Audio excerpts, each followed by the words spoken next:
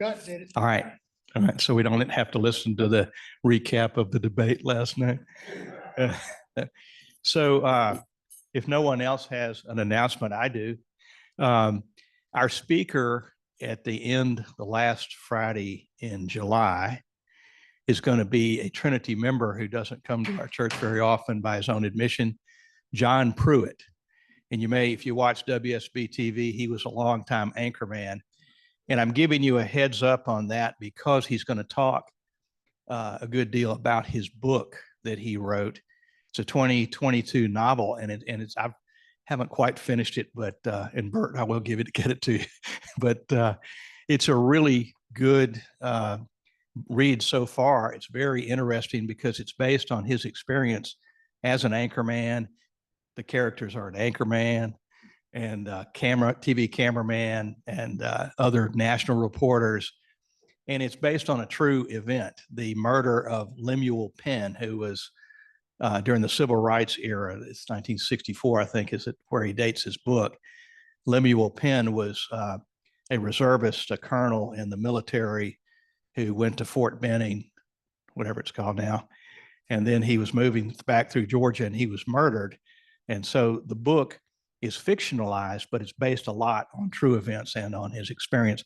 So if you have the opportunity, his book is called Tell It True. Tell It True. And it is a 2022 novel, and it's a good read. It's not a history book. It's a good, interesting novel. Some of great history books. If you want to read a good history book, maybe Professor Cooper can point you in the right direction. Our speaker today, he did show up finally, is a Trinity member. He and his wife Terry are Trinity members. They have 2 daughters and they have several grandchildren. I asked our mutual friend Mitch Purvis to tell me things about Robert that I might not know. Robert was Phi Delta Theta fraternity, an esteemed member of that group, and he was an intramural athlete of some renown. He had the occasional date while at Davidson, which was not as easy because it wasn't co-ed when you started, was it? You dated? You had a date occasionally? That's what Mitch had to say. Robert finished number 1 in his class at Davidson. He's fairly smart. He then showed how smart he was. He went to Duke University and he got a master's degree in French literature. Is that right? I don't know what that means. And then he received the Patrick Wilson Merit Scholarship to attend Vanderbilt Law School. He then practiced law. I don't know if it was his entire career, but a good bit in Atlanta, Georgia. He's an immigration law specialist, and he's going to tell us about the southern border. I may have overstated what he was going to cover today, but he has all the solutions for the southern border. I think that's it. Thank you, Robert.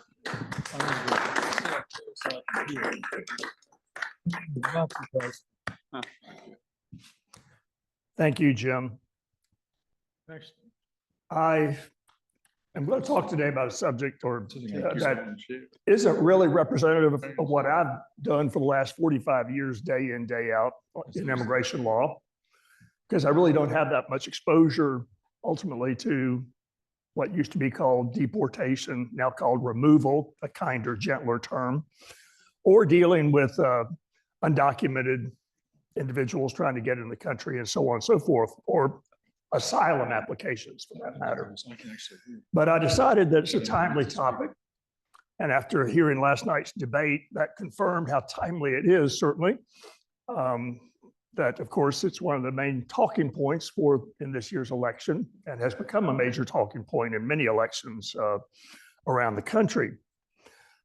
I thought, in fact, I was a little bit late this morning because I was having second thoughts about coming. Actually, I decided to to dig into this a little bit so I could have some idea what I was talking about. And after doing it, I realized just how dysfunctional our whole immigration program is, immigration system, especially as it relates to the southern border and what's going on down there. It really is a mess, a crisis, whatever term you want to use. So I felt bad personally after, that was the bad news. I felt bad personally, but then I thought, my gosh, I'm coming here and I'm going to discourage all you guys by sharing this information with you. That's the worst news. In fact, kind of the bad news, worst news aspect of that reminded me of the fellow who went to the doctor one time, and the doctor said, doctor called him and said, well, Bill, I have some bad news for you and also some worse news. Which you want first? Bill's kind of taken back having the doctor say that. And he said, well, give me the bad news first. And the doctor said, well, Bill, based on my examination of you, you only have 3 days to live. 2 days to live, actually. 2 days to live. Bill gasped, shrank back, choked out finally, doctor, if that's the bad, what could be worse? The doctor said, well, I've been trying to call you since yesterday.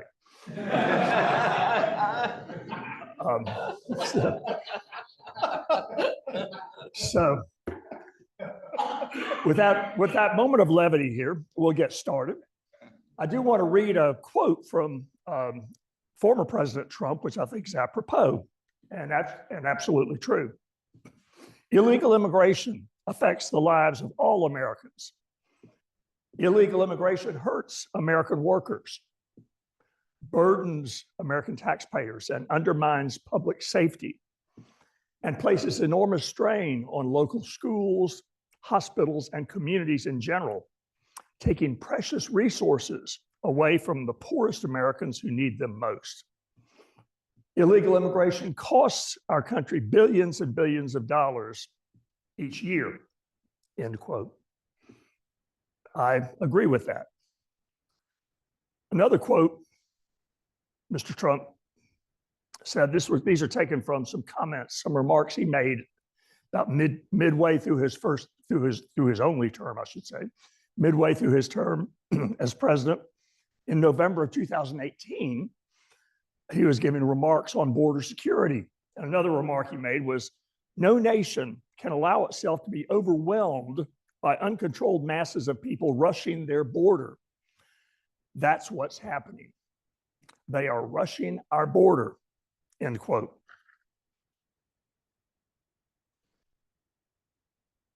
That is, in fact, what's happening, I think, at the southern border.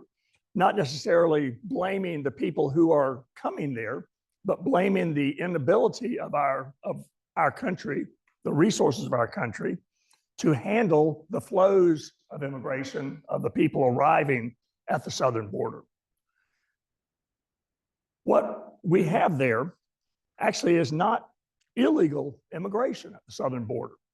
In fact, most of the people, many of the people anyway, arriving there are applying for asylum.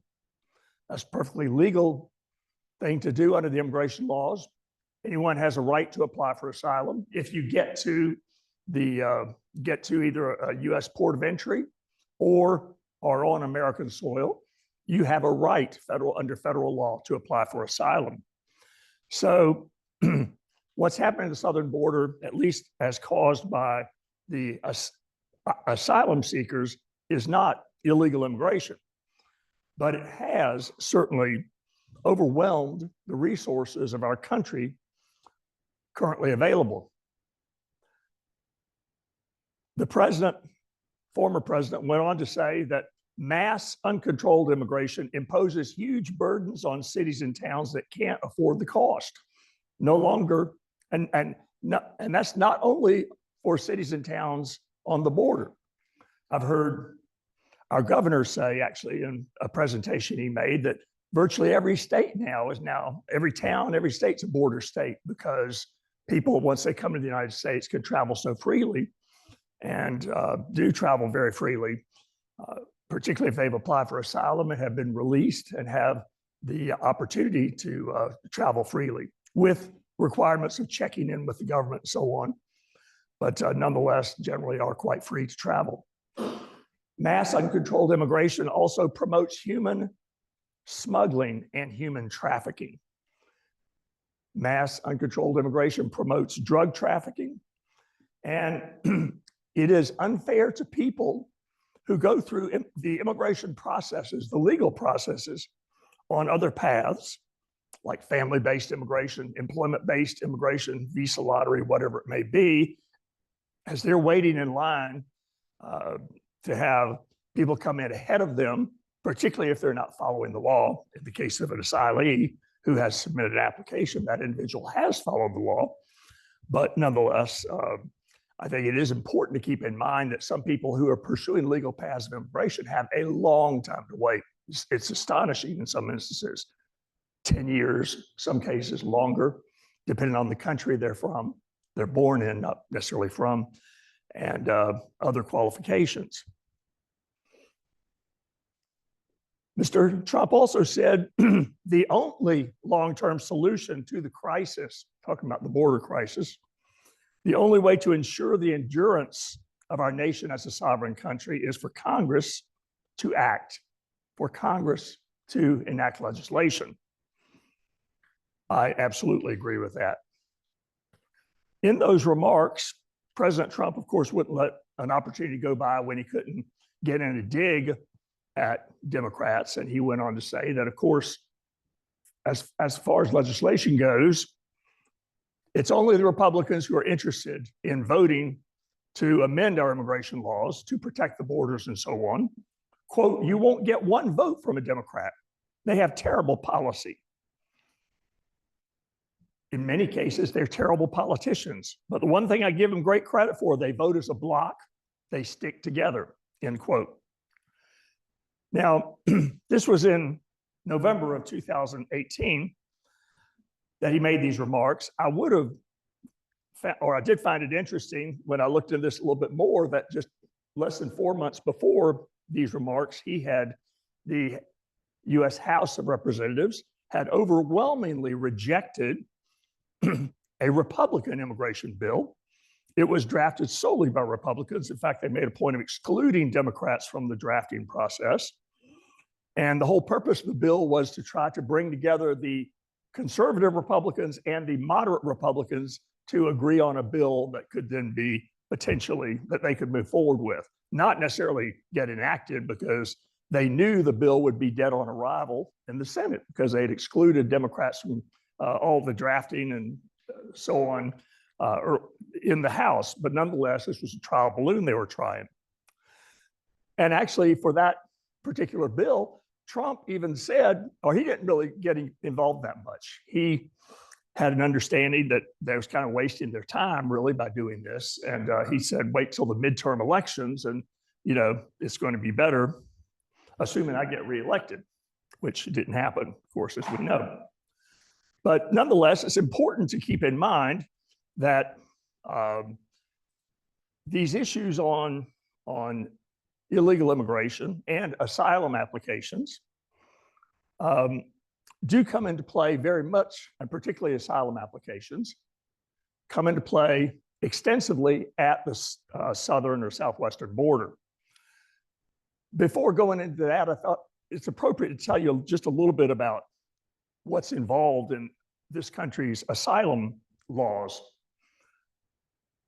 In 1980, our country enacted a law called the Refugee Act of 1980. It was basically enacted by our country in response to the refugees leaving Cambodia, Vietnam, the boat people, some refugees from the Soviet Union, particularly Jewish people living in the Soviet Union, Soviet citizens who were Jewish were trying to leave en masse as well. And the United States, well, actually the United Nations, had been for years trying to establish a more orderly system for purposes of helping welcome refugees, have countries come together to develop processes to ensure their safety and hopefully their safe arrival in some and acceptance in some location. Now, the Refugee Act of 1980 also covered, it created the category of asylee.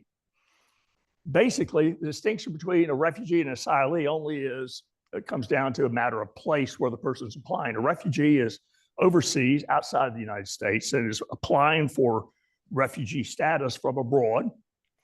An asylee is someone who's either on US soil or is at a US port of entry. And if that person is on US soil or at a US port of entry, the person does have a right under federal law to apply for asylum if he wishes. Now, eligibility for qualifying as a refugee or asylee comes down to proving that a person is being persecuted or has a well-founded fear of persecution based on one of 5 characteristics: race, religion, nationality, membership in a particular social group, and let's see, race, religion, nationality, political opinion. There is an annual quota of up to 50,000 refugees per year imposed by federal law. However, what's really important to remember, and what has really contributed to the crisis we're having right now at the southern border, is there's no quota on asylees. As many asylees as can come to the United States, get to port of entry, get on US soil some way or another, can apply for asylum. There's no quota that cuts that off. Now, the process of asylum was really designed to be pretty straightforward. The idea was that someone would apply for asylum, explain an application, his or her reason for fear of persecution, and or what the person is being persecuted for. And the person would undergo a fairly short interview by an asylum officer, a person who's been trained supposedly in these types of interviews. And that asylum officer, who's an employee of USCIS, would determine if the person has established a credible fear of persecution, or if the person's claim to being persecuted is credible. If the person passes the credible test, it's pretty easy, because then they're placed in custody with the Department of Homeland Security, typically in a detention center, government detention center. Then all they have to do is wait until a hearing is called or is held for them before an immigration judge, where the individual has the burden of proving that he satisfies that definition of persecution or well-founded fear of persecution on based on one of those 5 characteristics I just mentioned.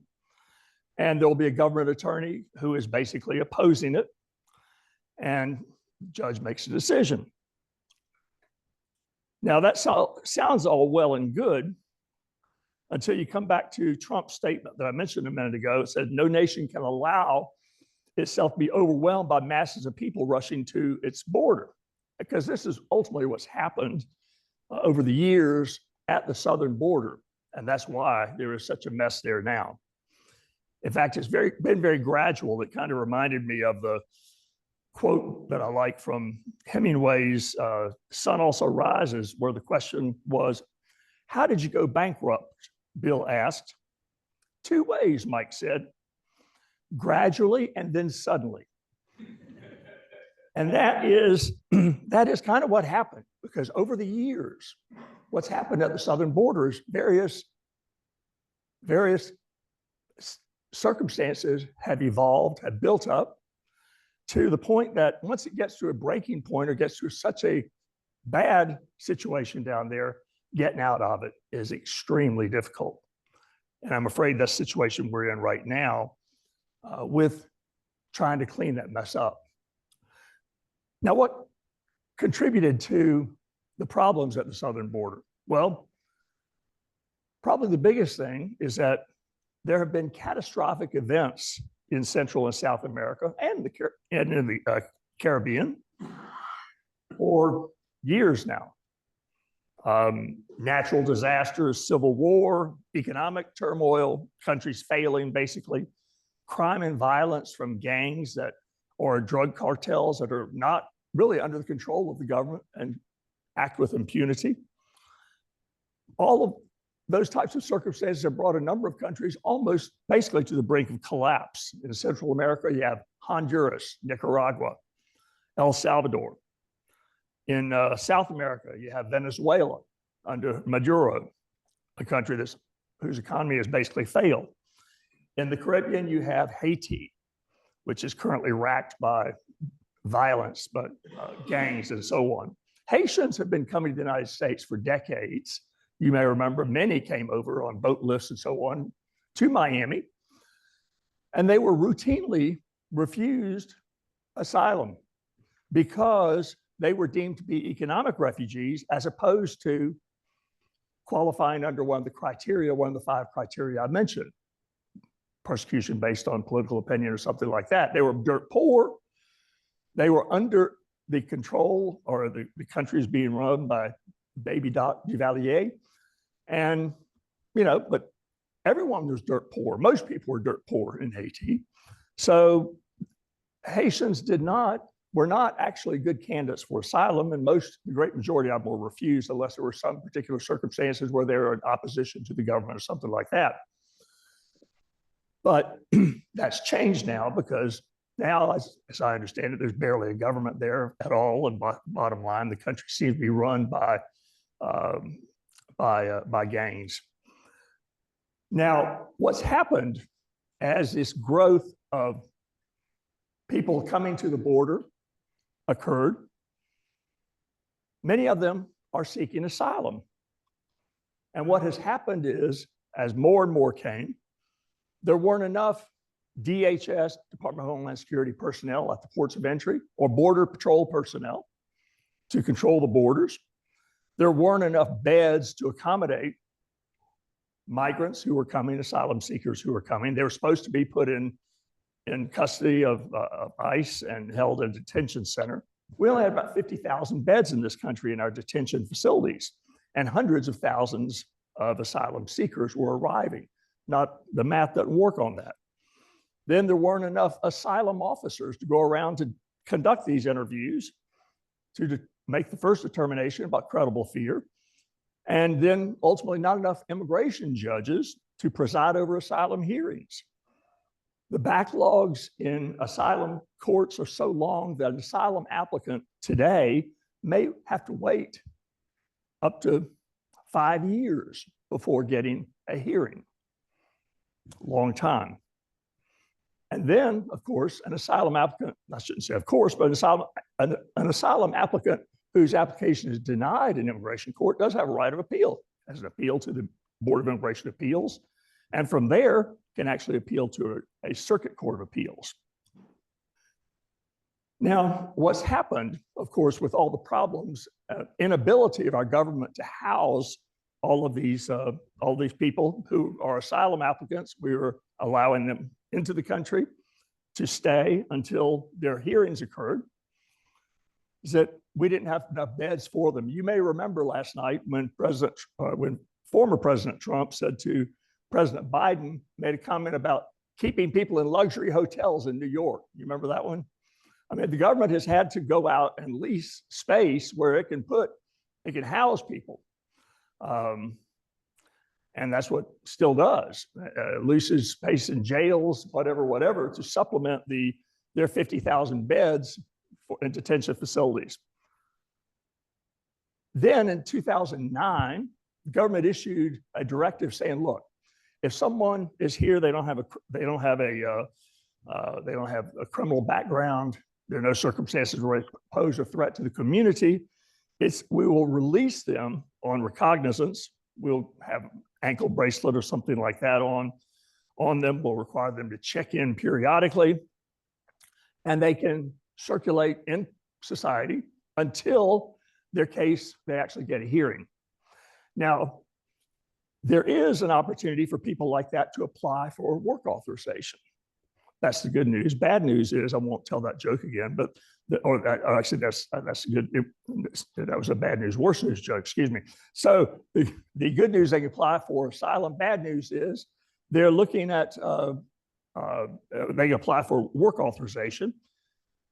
They can't apply for work authorization until 6 months after they filed their asylum application. I don't understand why that is. I think the whole idea is, well, look, we're not going to let people apply immediately for work authorization because that would just encourage more people to come and apply for asylum because they could get work authorization faster. So I can understand that, but it sure does place a burden on those people who are here and who are released and who may well have a well-founded fear of persecution, pass the credible test, and ultimately may prevail on their application. Although it's important to note literally that generally speaking, more than half of asylum applications, those that finally make it to a hearing, more than half of them are ultimately denied. There's hearing officers in the lab that have single-digit approvals. I had a case before one. Yes. Yep, sure did. And you're right. And I don't do this the general rule. It was unusual for me to do an immigration case, court case, and I did this one and was before a judge who had like a 98% denial rate. Pretty high. So nonetheless, once people knew they could be liberated, go out, circulate in society, and apply for work authorization, even if they had to wait 6 months, this encouraged even more people to think about, well, maybe I'll give that a shot. Maybe I'll come too. Then, as more people came, guess who got in the act? Since he smelling a business opportunity, the drug cartels thought, my gosh, we can use some of these people to carry drugs for us. Human traffickers, we can, these are people are easy pickings for human trafficking. And alien smugglers, these people are going to need to get somewhere, and they'll pay us to get them from point A to point B, maybe to get us to take the person up to the border once they're in the United States, maybe take the person to, if they get in the United States, take the person to a particular destination.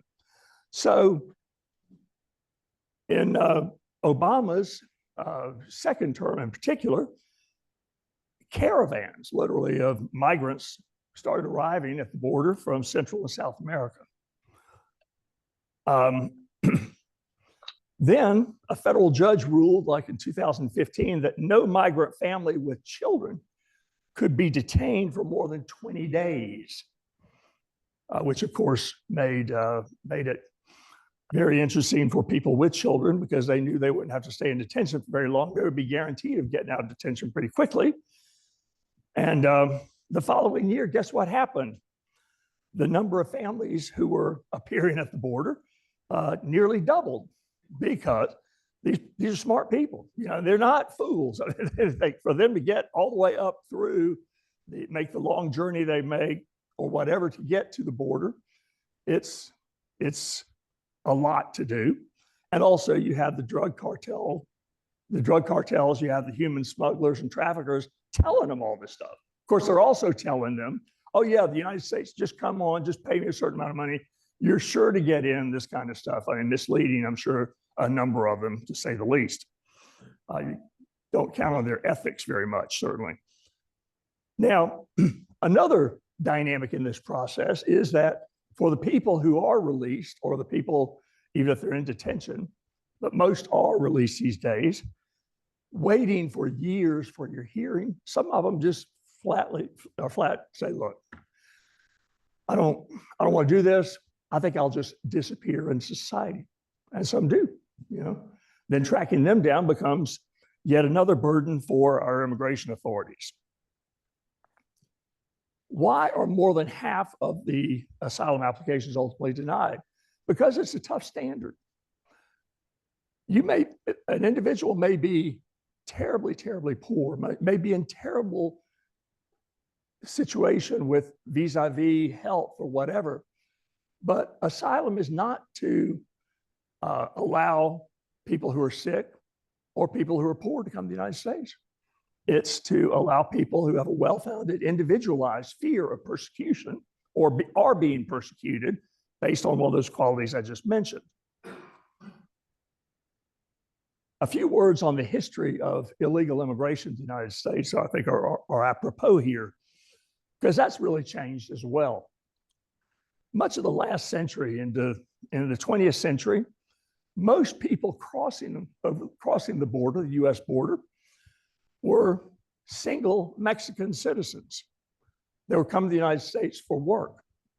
And so often they came to the United States. There was actually a pretty liberal crossing back and forth between the border, from US back to Mexico.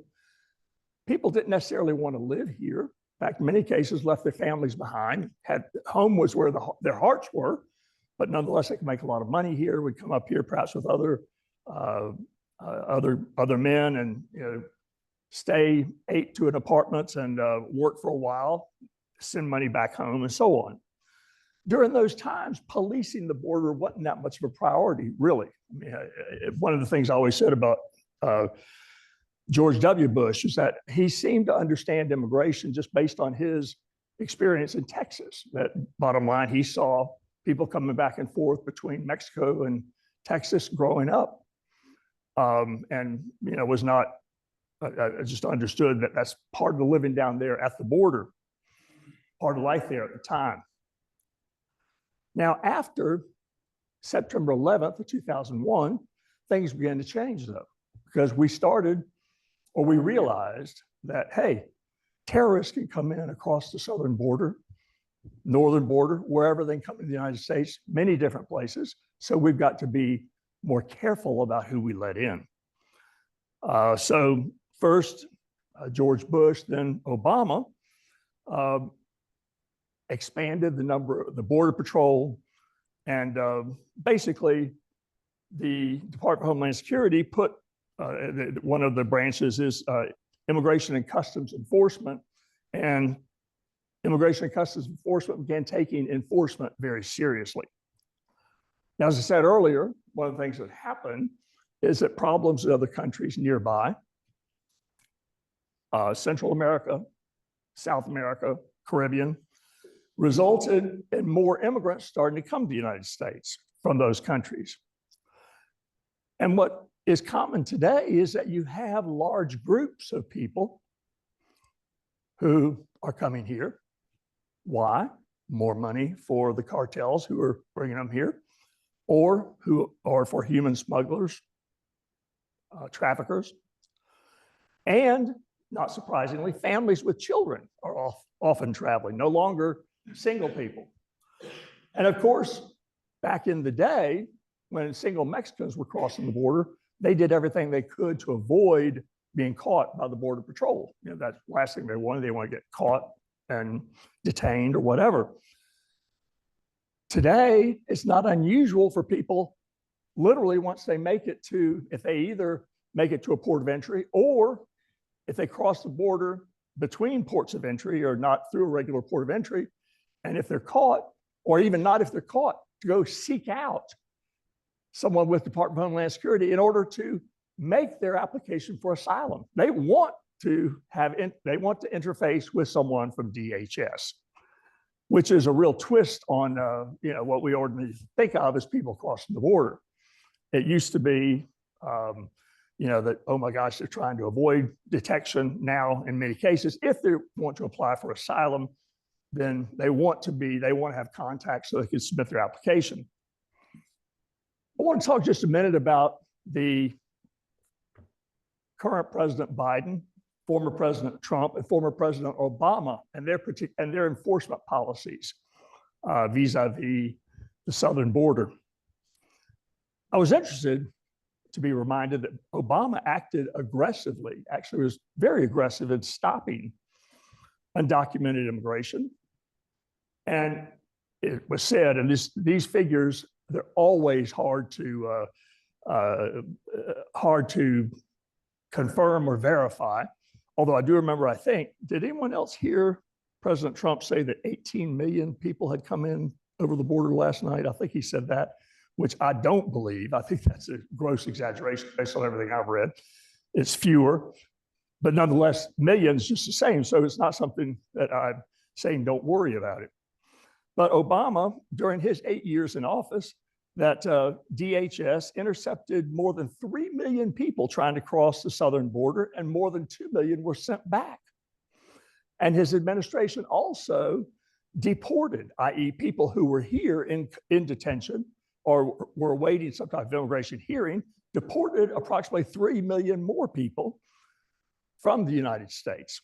He has, I think he was sometimes referred to as the deporter in chief as one of his informal titles.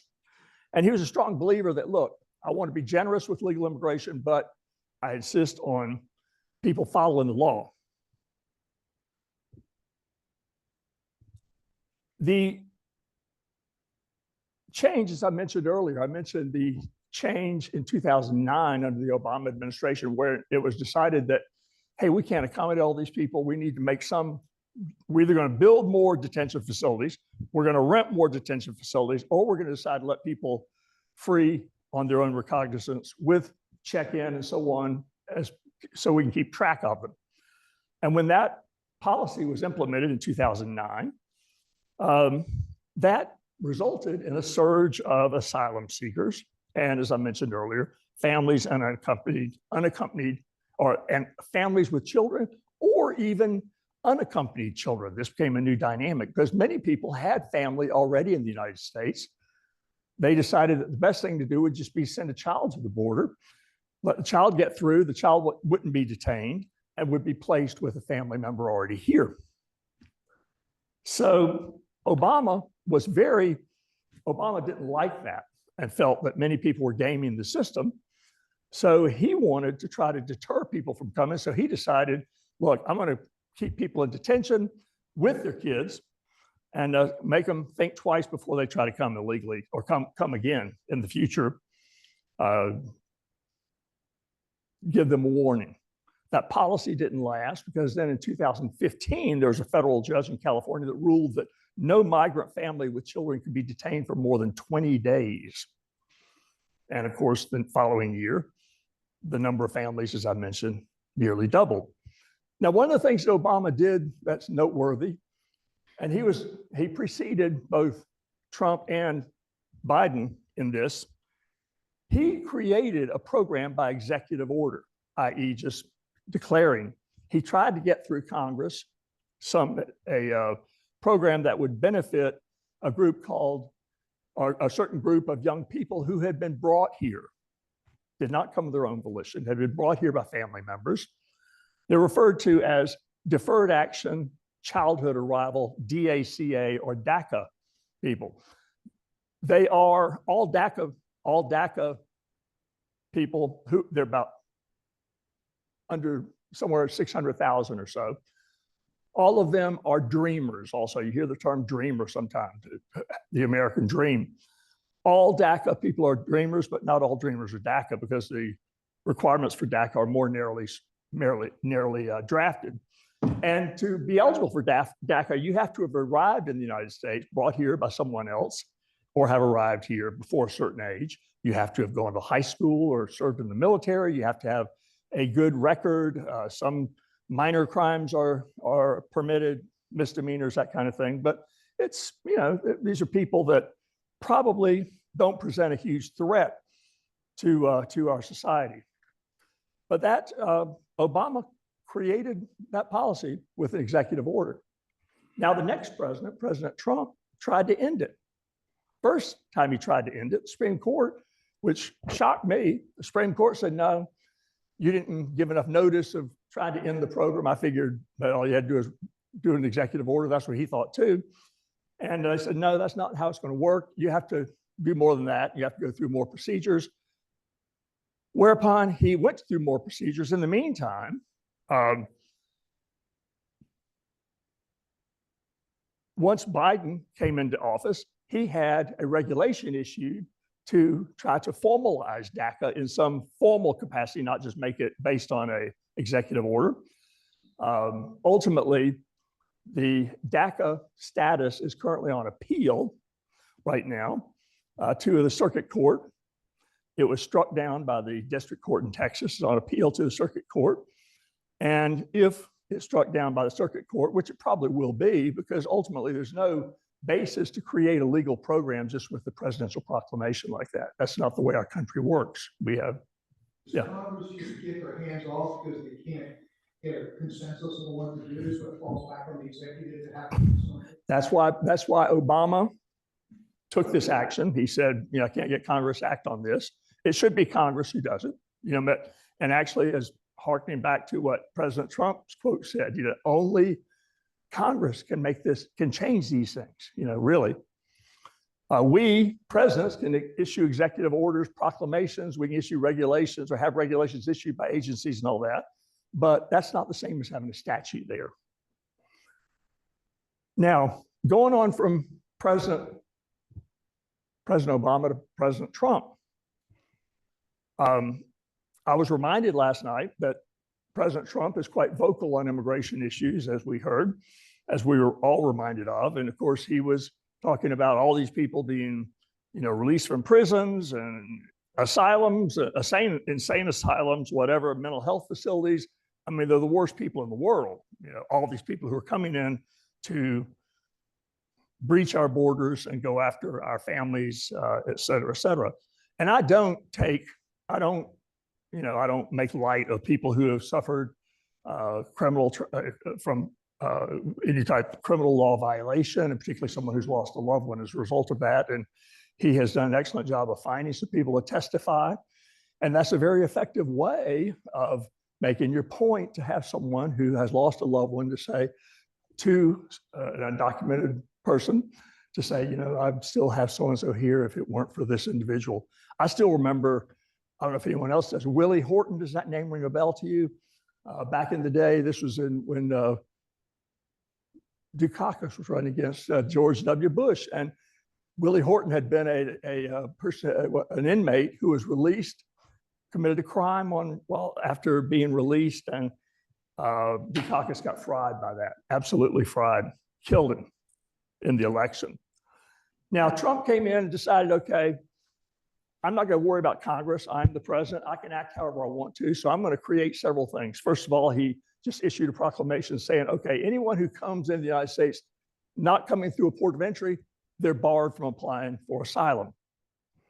Well, that didn't last. It was immediately, that's one of the problems with immigration. If you try to act outside of the law or try to do things that aren't permitted by the law, you're going to likely get sued either by immigrants' rights advocates or conservative who are saying, no, you can't do that, let more people in. And Biden has found himself on the receiving end of both those types of lawsuits. That was struck down. The Supreme Court even approved striking that down. Then he came up with another plan to say, okay, anyone who came to the United States and crossed through a third country and did not apply for asylum in that third country, they're barred from they're barred from applying, because if they're in need of asylum, they'll apply in the first country they get to, or in some country before hitting the United States. Therefore, they're barred. Well, that was struck down as well. But Supreme Court did allow that to stay in place, actually, interestingly enough, to stay the injunction until the Ninth Circuit appeal was actually heard. Trump had also created something called the Stay in Mexico program, basically saying, look, come up here, you can apply for asylum, but you know, you got to wait. We don't want to have to house you here. And I've worked out a deal with Mexico. You go back to Mexico, they'll keep you, and you just wait there until your hearing is called and you just be down there. Well, that had all sorts of problems from both humanitarian concerns, logistic concerns in terms of getting people to hearings in the United States, lots and lots of problems. That was also struck down by the courts. And probably his biggest, a blunder he made, I think, that he did back away from, was separating children from families also. You may remember that he was looking for ways to deter people from coming here. So he thought that would be one way, and probably did deter. I think, unfortunately, they're still trying to find some children who, maybe several hundred children who were placed with families and they don't know where they are. Very sad. But that program was withdrawn. In 2019, despite all his efforts to keep people away, there was a mushrooming effect of the number of people coming here to the border. Lots and lots of people, hundreds of thousands of people. Now, what happened though? Next year, March 2020, national emergency declared because of COVID. Cleverly, his administration figured out there was a health care law that allowed the president to invoke powers, or the executive branch to invoke powers to turn away people at the border. This was called Title 42, and basically allowed his administration to turn away most of the asylum applicants, whereas most people have generally speaking, a person has a right under federal law to apply for asylum. This was superseded. That right was superseded by the healthcare emergency. Therefore, people were turned away, said, nope, not taking your application. And during his term, apparently that he said that Border Patrol agents apprehended some 2.4 million people, turned back nearly 900,000, and then initiated deportation or removal proceedings for more than 1 million who were already in the United States. So pretty good numbers in terms of showing his seriousness about protecting the border. President Biden was, of course, in his campaign and so on. Immigration became an important point in his campaign because he was open about saying, look, we're a nation that says if you want to flee and you're fleeing oppression, you should come to the United States. He said that during a debate, primary debate. He also, when he was accepting the Democratic nomination, he said, we're going to immediately end Trump's assault on the dignity of immigrant communities, and we're going to restore our moral standing in the world and our historic role as a safe haven for refugees and asylum seekers. Well, lots of people heard this and took him at his word. So people started coming in large numbers once again. Now, interestingly enough, Title 42, the health provision that the CDC had actually issued the order to keep people out who were coming from other countries as to control the spread of the disease, that remained in effect through the time that Biden came into office. And it stayed in effect. Actually, Biden tried to end it in 2022. However, he was forced by court order to keep it in place until May of 2023. Now, I think by this point, Biden had understood that, hey, lots of people are coming here, and I got to be thinking about getting the campaign in 2024 for the 2024 elections. I need to be thinking about what can we do to try to deter people from coming. We can't deal with this type of flood of people coming. And he, at that time, implemented a policy really much the same way that Trump did. He took a page out of Trump's playbook, implemented a policy to say, okay, we're not going to let you come in if you apply it. If you don't apply at a port of entry, in fact, we're going to create this app that you can use to schedule an application. And unless you have an application, an appointment scheduled through this app that we'll provide for you to your cell phone, don't come to the border. You stay where you are. Well, this was not well received by the immigrant rights people, because they're saying, wait a minute, you're doing the same thing that Trump did. You're basically telling people stay in Mexico or stay wherever until they have an appointment. Don't come until you got an appointment. Been a lot of complaints about the app. The government, DHS, is terrible in implementing any kind of technology. They're just awful. Nonetheless, this has stayed in place, and it has worked. I mean, people are scheduling appointments and so on.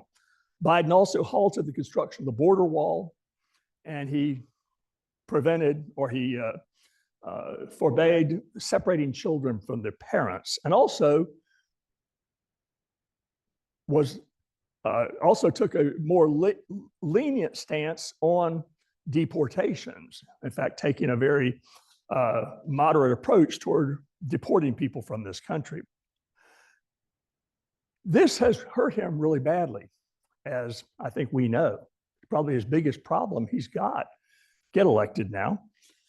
Even though he did implement this policy in 2000, III, which dovetailed right into the end of Title 42.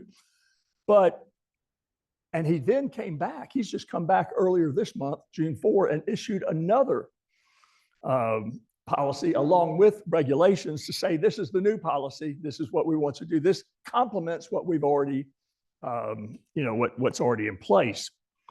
So he is making an effort, I think, to show his mettle on immigration.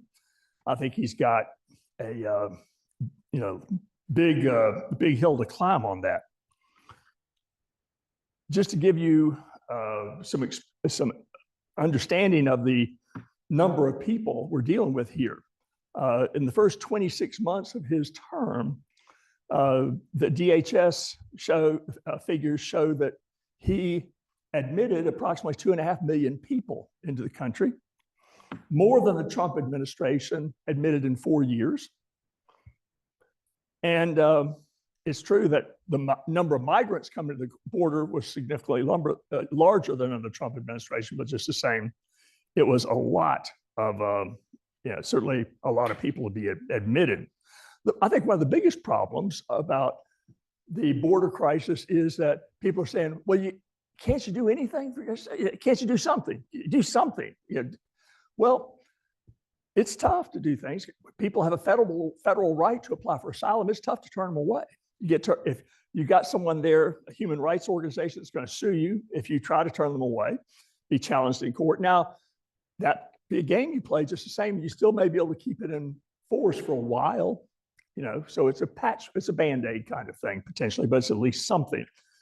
And I think that's the approach he's decided to take following the Trump playbook. Now, we'll say he did, to his credit, and coming up with any type of immigration reform bill is hard to do. The last major immigration reform bill that had anything to do with border security was in 1986. And it's not like they hadn't tried. It's not like the government hadn't tried, but it is tough to get anything related to immigration. It's just politicians want to stay away, bottom line, because they know they can't make everyone happy. They're going to anger someone in the process one way or another.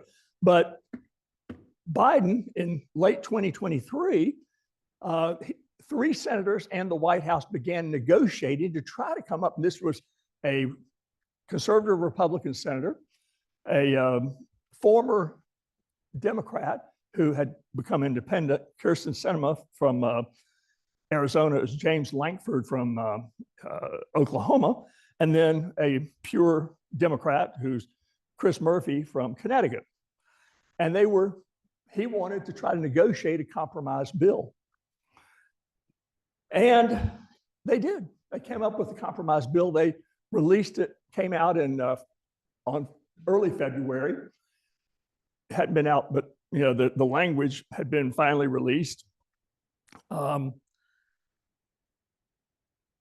Trump immediately attacked it. Bottom line, forget it. Don't touch it, guys. Don't touch it. You'll do better waiting until after I'm elected, and I'll get you a better bill, get you a better law. So, don't go along. And actually, the Republicans pretty much followed that in block. Even the conservative Republican and the independent who had participated in negotiating this bill, both of them voted against it ultimately. Twice. I mean, it's just, you think, and they said, oh no, it's just a cynical effort to try to make the Republicans look bad. And I have to say, I've kind of thought, what are they talking about? Nonetheless, that's the way it shook out. The Wall Street Journal recommended approval of the bill. Basically, the Wall Street Journal's position was, look, it ain't perfect, but it's the best you're going to get. Don't believe that Trump is going to do better if he's reelected. I mean, what saved Trump as far as border control for him was COVID. Now, do we want another COVID to control the border? No.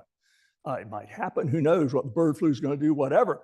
But he was able to control the border to prevent people from applying for asylum, thanks to this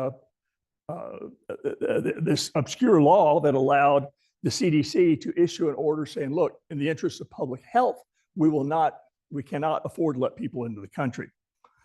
So anyway, bottom line, not much luck on this compromise bill. Not only did the Republicans vote against it, the House said, look, it's dead on arrival if you send it to us, so forget about it, you know.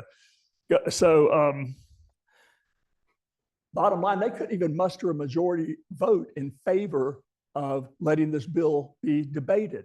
That was the end of it. And then they brought it back to vote on it again. They initially attached it to aid for Ukraine, Taiwan, and Israel. That didn't work. They then brought it back again. Did not work there either. Bottom line, this gave Biden an opportunity, of course, to attack Republicans in return, saying that, you know, he attacked Trump for putting his personal interests in getting reelected as president above the interests of the country. And he attacked Republicans in general for not having any political will to amend our immigration laws. And bottom line, that's where we stand today. There's no more debate about compromise immigration legislation. And until some type of compromise immigration legislation is agreed upon, we're going to be stuck unless the laws changed. And as Trump said back in 2018, it's up to Congress to make the changes.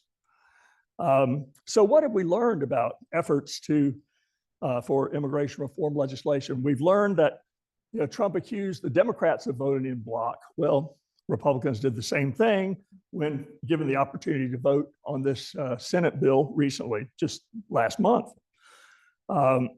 Compromises between Republicans and Democrats are really, really hard in today's world. Bottom line, everyone wants to keep his or her job. They know that if they step across the aisle, that's putting their job at risk. That's as simple as that. And also making all of the affected groups, people who are interested in immigration, happy is darn near impossible. I'll be happy to take a question or two if y'all want to ask any questions, or certainly wrap it up. I'm willing to do that as well, obviously. Thank you, Robert.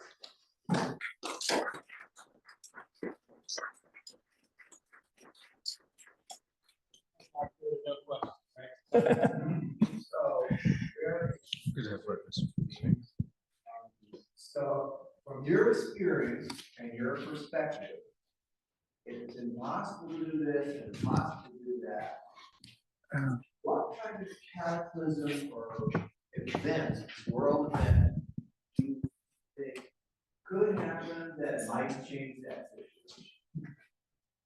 Are we just going to be left with impossibility? I think we'd be left with probably what's going to take to have the same political party, Republicans, controlling the presidency as well as the House and the Senate to get any kind of reform legislation. Although even then, they're going to have to fight their way through because the Republican conservatives and the moderates are going to fight, because the moderates will say you're too conservative, conservatives say you're giving away too much.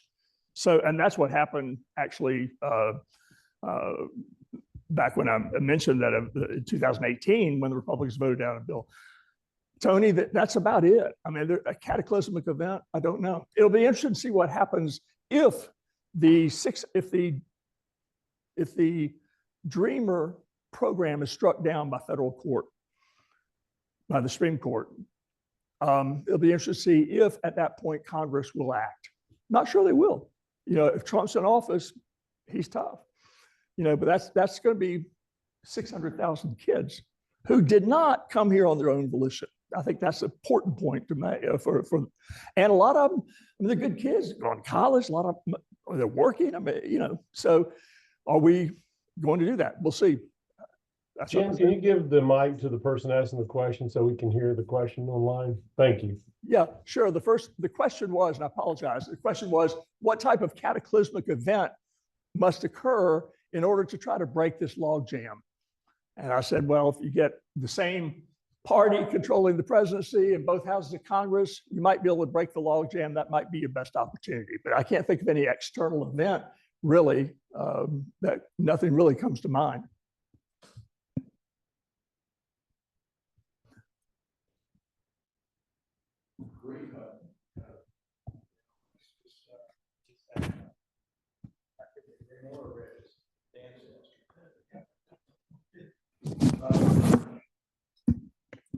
Any Any other questions? Let me quickly tell my Princeton story. I have a farm in South Alabama. We have a family there who illegal, undocumented immigrants. They brought a son with them who is 2 years old, who graduated from high school as valedictorian, received a DACA scholarship to Princeton. He is now a rising senior in aerospace engineering at Princeton. As soon as he got to Princeton, the people at Princeton took him to the immigration office. He got all of the biometrics. They said you will receive your green card or your legalization within a month. During that month is when the district court in Texas overturned DACA. He is still there. He has not been able to take any internships for the past 2 summers and is going to be a graduate in aerospace engineering next June and will probably have to go to Canada to get a job.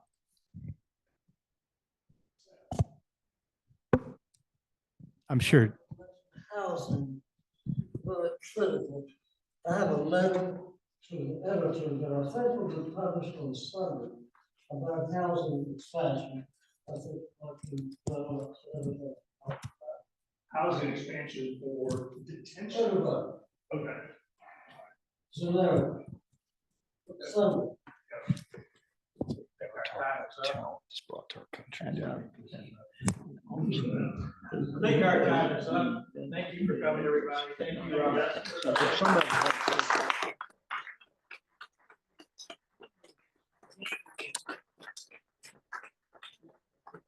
Very depressing subject. Yeah. Exactly. I think we have the entire country that qualify to come here. Stepping off the elevator in our parking garage and ran into your lovely wife. She was there visiting somebody. Working.